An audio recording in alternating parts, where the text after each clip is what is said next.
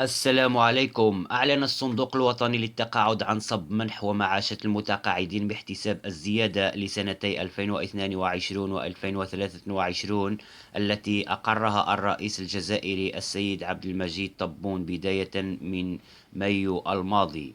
وتلقى المتقاعدون رسالة نصية قصيرة من سيمنز تتضمن مبلغ مخالفات التثمين لسنة 2022 وقيمة التثمين السنوي الخاص بعنوان سنة 2023، وهذا لتجنيبهم عناء التنقل للوكالات المحلية من أجل الاستفسار على قيمة الزيادة.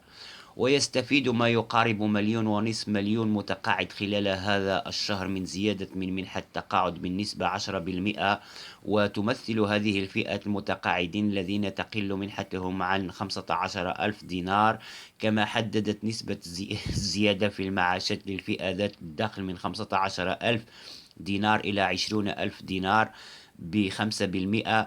أما الفئة المتقاعدين ذات الدخل من 20,000 دينار إلى 43,000 دينار تستفيد من زيادة حددت ب3%. وأما فئة المتقاعدين التي تتلقى معاشا يفوق 43,000 دينار فحددت نسبة الزيادة في منحتها ب2%.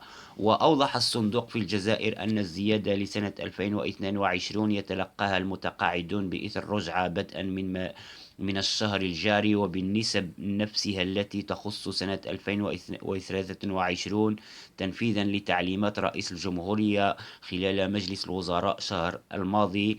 قدرت القيمة الإجمالية للزيادة بأكثر من 90 مليار دينار. والسلام عليكم.